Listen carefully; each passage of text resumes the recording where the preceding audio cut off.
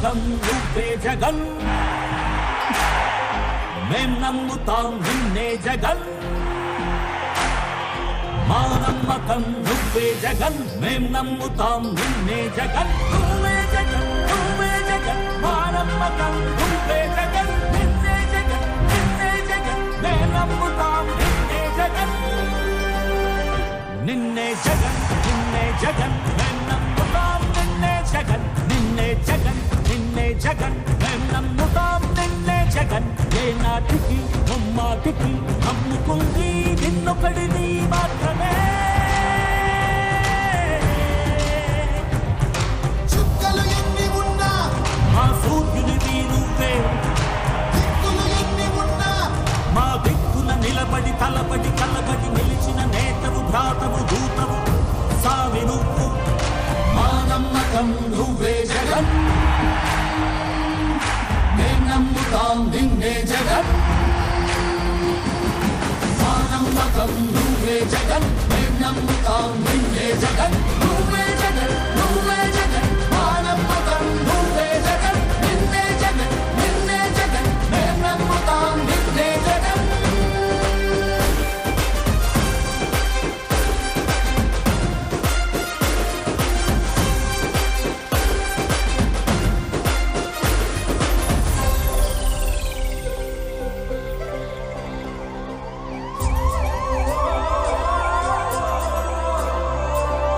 ఈ రోజున ఏలూరు వైఎస్ఆర్ కాంగ్రెస్ పార్టీ నియోజకవర్గ కార్యాలయంలో మా కేంద్ర కార్యాలయం ఆదేశానుసారం కూటమి ప్రభుత్వం ఏడాది పాలన పూర్తయిన సందర్భంగా ఒక పుస్తకం రిలీజ్ చేయడం జరిగింది. జగన్ అంటే నమ్మకం, చంద్రబాబు అంటే మోసం. ఆ పుస్తకాన్ని ఇవాళ ఏలూరు నియోజకవర్గ కార్యాలయంలో మేము విడుదల చేయడం జరుగుతుంది. 2019 నుంచి 2024 దాకా జగన్మోహన్ రెడ్డి గారు పరిపాలనలో 2.5 సంవత్సరాలు కోవిడ్ కాలం తినేసిన మిగిలిన 2.5 సంవత్సరాల్లో ఆయన ఎక్కడా కూడా ఈ 5 సంవత్సరాల్లో సంక్షేమ పథకాలనే ఆయన చెప్పినవి చెప్పకుండా కొత్తవి కూడా ప్రతి కార్యక్రమం అమలుపరిచి పేద బడుగు బలహీన వర్గాల్లో ఒక ఆరాధ్య దైవంగా నిలిచారు. దానికన్నా ఎక్కువ సంక్షేమ ఫలాలు ఇస్తానని ప్రజలను నమ్మజూపి 2024లో అధికారంలోకి వచ్చిన కూటమి ప్రభుత్వం పూర్తిగా ఈ ఏడాది కాలంలో విఫలమైంది. ఆ విఫలమయ్యి ఈ సంవత్సరంలో వాళ్ళు చేసిన అరాచకాలు, వాళ్ళు చేసిన దొమ్మీలు, వైఎస్ఆర్ కాంగ్రెస్ పార్టీ నాయకులపైన కార్యకర్తలపైన చేస్తున్న అఘాయిత్యాలు, వీటన్నిటిపై రాష్ట్రంలో జరిగిన ప్రతి ఒక్క అంశం ఈ పుస్తకంలో పొందుపరచడం జరిగింది. ఇవాళ ఈ సంవత్సర కాలంలో చంద్రబాబు నాయుడు గారి కూటమి ప్రభుత్వం గురించి ఏ రోజు పేపర్ చూసినా టీవీ చూసినా హత్యలు, మానభంగాలు, అత్యాచారాలు, ప్రైవేట్ ఆస్తుల దోపిడీ, ప్రజలకు ఏ విధమైన సంక్షేమ ఫలం అందలేదు. కానీ కూటమి ప్రభుత్వంలో ఎమ్మెల్యేలకు కానీ ఆ మంత్రులకు కానీ అన్ని రకాల సంక్షేమ ఫలాలు ఈ అరాచకం చేయటం, ప్రైవేట్ ఆస్తులు ధ్వంసం చేసి లాగేసుకుంటాం చేయటం వలన వాళ్ళందరూ కూడా ఆర్థికంగా బలపడటం జరుగుతుంది. వైఎస్ఆర్ కాంగ్రెస్ పార్టీ 2022 మున్సిపల్ ఎలక్షన్లో, పంచాయతీ ఎలక్షన్లో, ఎంపీటీసీ, జడ్పీటీసీల్లో, స్థానిక సంస్థల్లో గెలిచిన ప్రతినిధులందరినీ భయపెట్టి వాళ్ళ ఆస్తులు ధ్వంసం చేస్తానని వాళ్ళందరినీ అరాచకం సృష్టించి తెలుగుదేశం కూటమి ప్రభుత్వంలోకి వాటిని లాక్కుని మున్సిపాలిటీలు, పంచాయతీలు మేము సాధించామని ప్రగల్భాలు పలుకుతానికే కూటమి ప్రభుత్వం పనికొచ్చింది. కానీ ప్రజలకు సంక్షేమ పథకాలు ఇవ్వడానికి దేనికి ఏ ఒక్కటి అమలు పరచలేకపోయింది. ఈ వైఎస్ఆర్ కాంగ్రెస్ పార్టీలో ఉన్న నాయకులను అందరినీ కూటమి ప్రభుత్వం ఈ సంవత్సరంలో వారి ప్రభుత్వంలో చేర్చుకున్నాక వారికి తెలిసింది ఈ నాయకుల మూలన ప్రజలు వైఎస్ఆర్ కాంగ్రెస్ పార్టీకి ఓటేయలేదు. జగన్ గారి యొక్క చరిష్మా, రాజశేఖర రెడ్డి గారు ఇచ్చిన సంక్షేమ ఫలాలు, వీటి మూలంగానే జగన్మోహన్ రెడ్డి గారికి 40% ఓట్లు వచ్చినాయి. కాబట్టి ఈ మనం తీసుకున్న నాయకులు ఎవరో అంత పనికొచ్చే నాయకులు కాదు కదా అని కౌన్సిలర్లు అవనాయి, కార్పొరేటర్లు అవనాయి, డిప్యూటీ మేయర్లు అవనాయి, మేయర్లు అవనాయి, ఓడిపోయిన మాజీలు అవనాయి పక్కన పెట్టేయటం జరిగింది. కాబట్టి ప్రజలందరూ దీన్ని గమనిస్తున్నారు. ఈ సంవత్సర కాలంలో ఏమీ చేయలేని కూటమి ప్రభుత్వంపై త్వరలోనే మా కేంద్ర కార్యాలయం ఇచ్చే పిలుపు మేరకు నిరసన కార్యక్రమాలు మొదలుపెట్టి నిరసన కార్యక్రమాలు చేస్తామని, అది త్వరలోనే ఆ డేటు పైనుంచి వచ్చాక మీ అందరికీ మళ్ళీ మీడియా సమావేశం వాళ్ళు తెలుపుతామని తెలియజేసుకుంటున్నాం. వైఎస్ఆర్ కాంగ్రెస్ పార్టీ ఏలూరు నియోజకవర్గ సమావేశానికి ఇచ్చేసిన పాత్రికేయ మిత్రులకి, కార్యకర్తల నాయకులందరికీ నమస్కారాంజలి. జగన్మోహన్ రెడ్డి గారంటే నమ్మకం, చంద్రబాబు గారంటే వెన్నుపోటు అనే ఈ పుస్తకం యొక్క రిలీజ్ కార్యక్రమం సందర్భంగా ముఖ్యంగా ఈ ఆంధ్రప్రదేశ్ ప్రజలకు కానీ ఏలూరు ప్రజలకు కానీ గుర్తు చేసే విషయాలు చాలా ఉన్నాయి. అసలు ఫీజు రీయింబర్స్మెంటే పెట్టింది రాజశేఖర రెడ్డి గారు. చంద్రబాబు నాయుడు గారు పేద ప్రజలను ఆదుకోవడం అనేది అబద్ధం. ఆరోగ్యశ్రీ అన్నది రాజశేఖర రెడ్డి గారు పెట్టారు. ఇవాళ ఆరోగ్యశ్రీ అంటే భయపడిపోయే పరిస్థితి. ఏ హాస్పిటల్లో ఆరోగ్యశ్రీ జరగట్లా. అలాగే ఫీజు రీయింబర్స్మెంట్ కూడా ఎక్కడా లేదు. ఆఖరికి రిక్షా దొక్కుకున్న పిల్లాడు కూడా ఇంజనీరింగ్ చదువుకున్నారంటే రాజశేఖర రెడ్డి గారు పెట్టారు.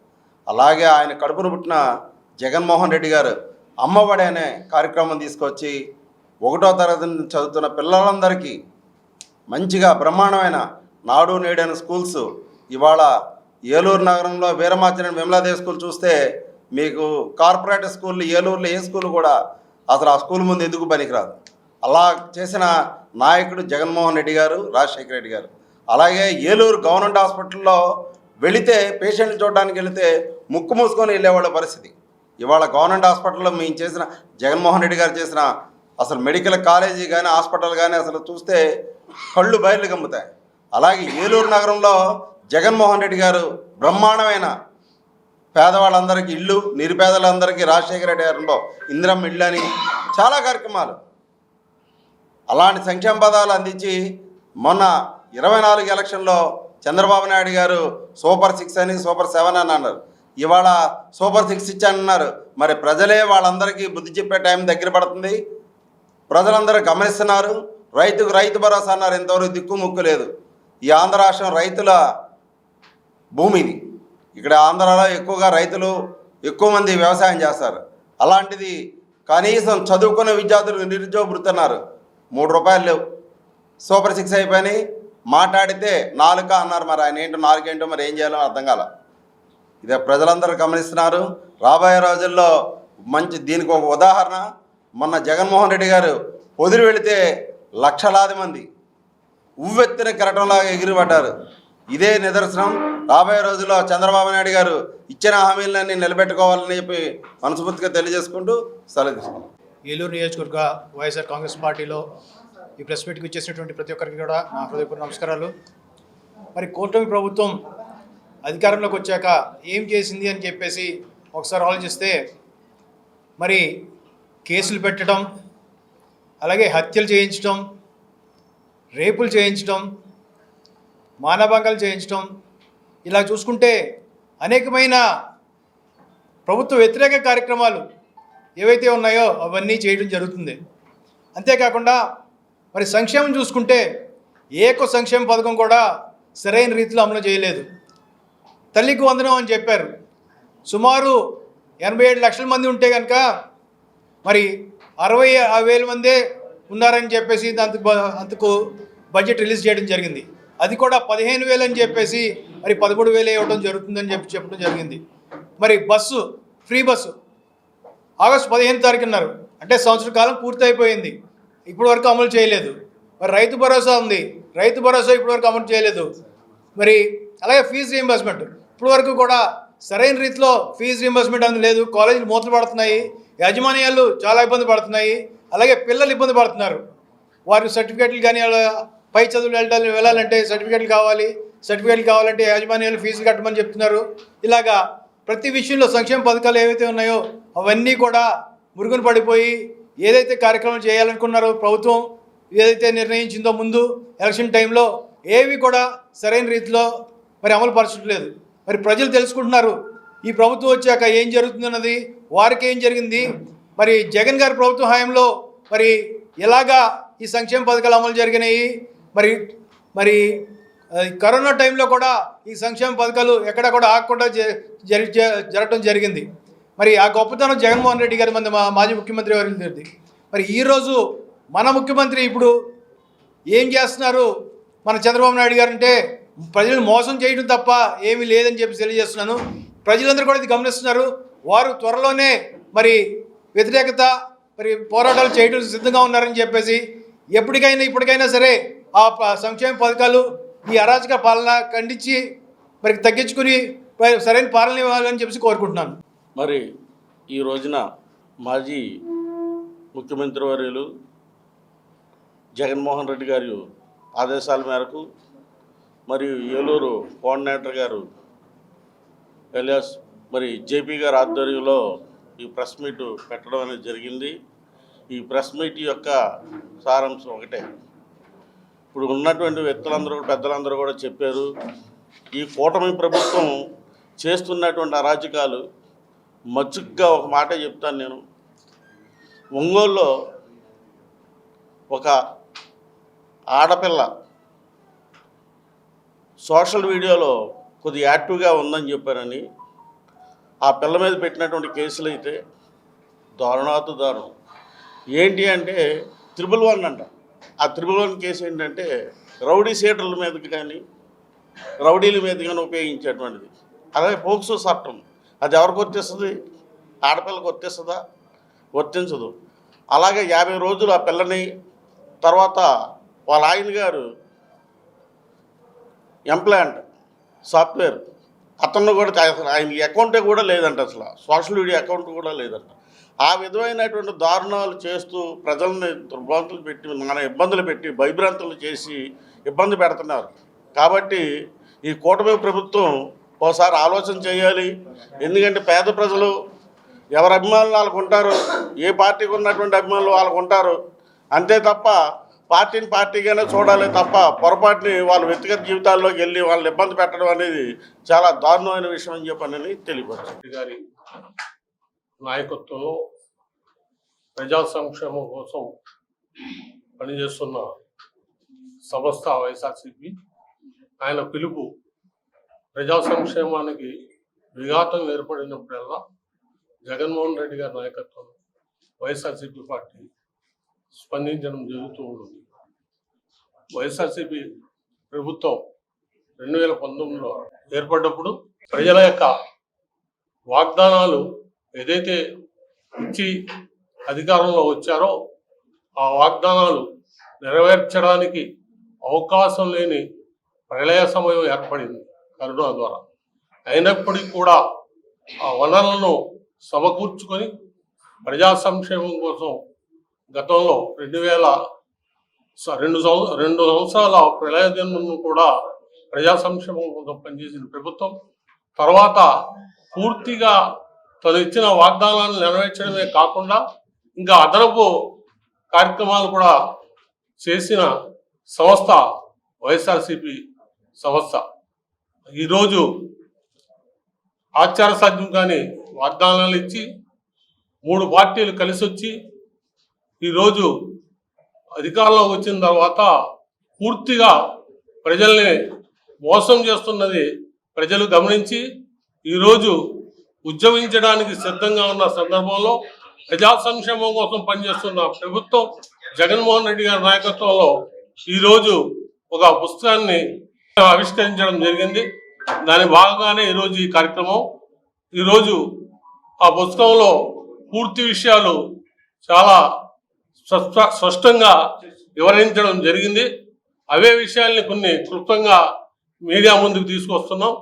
ఈరోజు ప్రజా సంక్షేమం కోసం వైఎస్ఆర్సీపీ నాయకత్వంలో జగన్మోహన్ రెడ్డి గారి అధ్యక్షతన పనిచేస్తామని, ప్రజల్ని ఏమాత్రం సమస్య ఏర్పడితే ఆ సమస్య కోసం మేమందరం అండదండగా ఉంటామని ఈ సందర్భంగా తెలియజేస్తూ సెలవు తీసుకుంటాం. అందరికీ నమస్కారం అండి. ముందుగా నాకు వైఎస్ఆర్సీపీ పార్టీకి ఏలూరు నియోజకవర్గానికి నన్ను ఉపాధ్యక్షులుగా ఎన్నుకున్న రాష్ట్ర మాజీ ముఖ్యమంత్రి జగన్మోహన్ రెడ్డి గారికి, అట్లాగే ఏలూరు నియోజకవర్గం కన్వీనర్ అయిన జేపీ గారికి, అట్లాగే మా గురుదేశ అన్నయ్యకు, అందరికీ ఇక్కడ ఉన్న నాయకులకు అందరికీ కృతజ్ఞతలు తెలుపుకుంటున్నాను.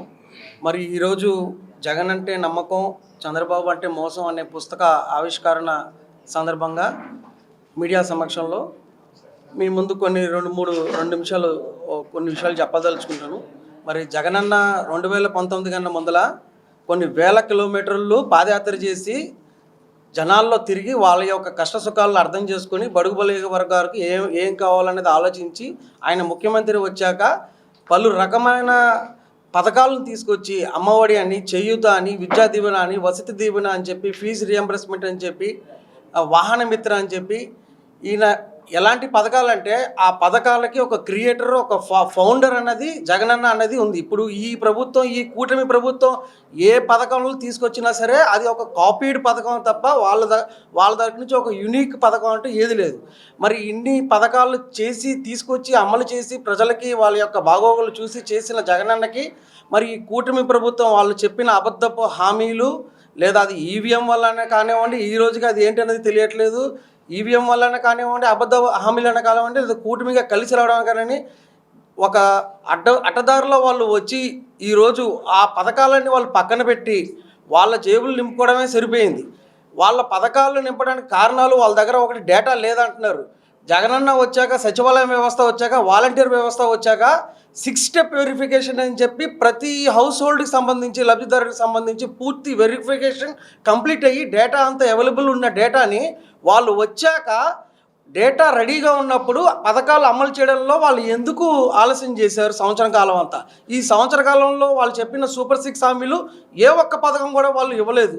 ఏంటి కారణం చెప్తున్నారు? డేటా లేదని. ఇప్పుడు మొన్న వచ్చిన తెలుగు వందనం పథకం కూడా 67 లక్షల మందికి ఇచ్చాను అంటున్నారు. చాలామంది మేము చూస్తున్నాం, చాలామందికి ఇవ్వలేదని పడుతున్నారు. 97 లక్షల మంది డేటా ఉంటే అక్కడ 67 లక్షల మందికి ఇవ్వలేదు అంటున్నారు.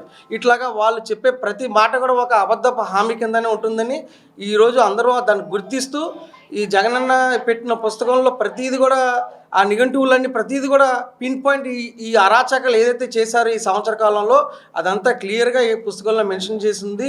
రానున్న కాలంలో కూడా వైఎస్ఆర్సీపీ మన ఏలూరు నియోజకవర్గం కానీ రాష్ట్ర స్థాయిలో కానీ మేము వైఎస్ఆర్సీపీ కార్యకర్తలు అందరూ కూడా ప్రజల పక్షాల నుంచుని ప్రజల తరపున మేము పోరాడతాము. ఏదైతే పథకాలు అయితే హామీలు ఇచ్చారో ఆ పథకాలు వాళ్ళ చేత వచ్చేటట్టు కూడా వాళ్ళు వస్తుంది అంటే ప్రజలకి ఆ పథకాలు వస్తుంది అంటే వైఎస్ఆర్సీపీ పార్టీ చేస్తున్న పోరాటమే దాని యొక్క నిదర్శనం అని చెప్పి నేను ఈ సందర్భంగా తెలుసు. ఉమ్మడి ఆంధ్రప్రదేశ్ లో మొట్టమొదటిసారిగా ఏఐసిటిఈ అనుమతులతో స్థాపించబడిన మా విద్యా సంస్థ sir CR Reddy college of engineering Vatluru Eluru NBA మరియు NAC A గ్రేడ్ తో అత్యుత్తమ ప్రమాణాలతో సుదీర్ఘ అనుభవం కలిగిన ప్రొఫెసర్లతో మా MBA విభాగంలో స్టూడెంట్స్ ఉన్నత భవిష్యత్తు ప్రధాన ప్రణాళికతో స్టూడెంట్స్ కు digital class rooms, digital library మరియు కంప్యూటర్ శిక్షణ నైపుణ్యంతో తరగతి గదులు, MBA స్టూడెంట్స్ యొక్క ప్రాధాన్యతను మెరుగుపరిచే దిశగా స్కిల్ డెవలప్మెంట్, ఎంటర్‌ప్రెన్యూర్‌షిప్ ప్రోగ్రామ్స్ మరియు మానసిక ఉల్లాసం కొరకు కల్చరల్ ప్రోగ్రామ్స్ నిర్వహించబడును. స్టూడెంట్స్ చదువుతో పాటు ప్లేస్మెంట్స్ కూడా ప్రధాన దిశగా ఇంటర్న్‌షిప్ కోర్సులు మరియు యాక్టివిటీ బేస్డ్ లెర్నింగ్ ను ప్రమోట్ చేస్తూ విద్యార్థులను ప్రముఖ కంపెనీలతో MOUs మరియు ఇండస్ట్రియల్ విజిట్స్ నిర్వహించబడును. తద్వారా మా స్టూడెంట్స్ ప్రముఖ కంపెనీల్లో ఉన్నత స్థానాన్ని అధిరోహిస్తున్నారు. అడ్మిషన్ కొరకు సంప్రదించండి sir CR Reddy college of engineering autonomous.